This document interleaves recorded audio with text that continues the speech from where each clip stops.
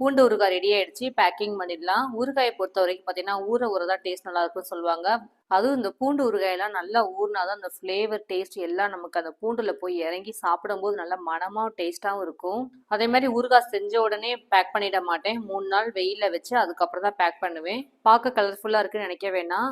மிளகாயும் காஷ்மீர் சில்லியும் மட்டும்தான் போட்டு நான் அரைச்சு நான் செஞ்சுருக்கேன்.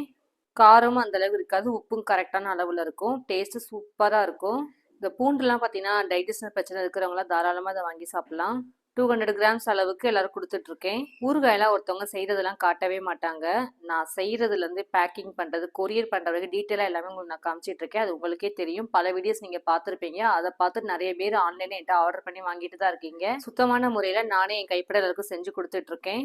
ஊறுகாயோட ஃபுல் வீடியோஸ் வேணா மேலே இருக்க ப்ளே பட்டனை மறக்காம கிளிக் பண்ணி பாருங்க. சுகர் பிபி இருக்கிறவங்க மட்டும் அதிகமாக ஊறுகாய் எடுத்துக்கவே மாட்டாங்க.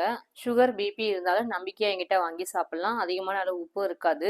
என்கிட்ட ஊறுகாய் வாங்குற முக்காவாசி கஸ்டமர் பார்த்தீங்கன்னா சுகர் பிபி இருக்கிறவங்க தான். உப்பு அந்த அளவுக்கு இல்லை, நல்லா இருக்கு, சாப்பிட சாப்பிட எனக்கே அடிக்கடி வாங்கி சாப்பிடணும் போல இருக்குது அப்படின்னு சொல்லுவாங்க. ஒவ்வொருத்தவங்களும் ஒவ்வொரு மாதிரி ஊறுகாய் வேணும். உங்களுக்கு என்ன ஊறுகாய் பிடிக்குமோ டக்குன்னு ஆர்டர் பண்ணி வாங்கிக்கோங்க. வீடியோ போட்ட உடனே டக்குன்னு காலியாயிடும். நிறைய பேர் ஆர்டர் பண்ணி வாங்கிடுவாங்க. ஸ்க்ரீன்ல தெரிய நம்பருக்கு ஒரே ஒரு டெக்ஸ்ட் மெசேஜ் மட்டும் பண்ணுங்க. எந்த ஒரு நாள் சரி கொரியர் சர்வீஸ் பண்ணி தரோம்.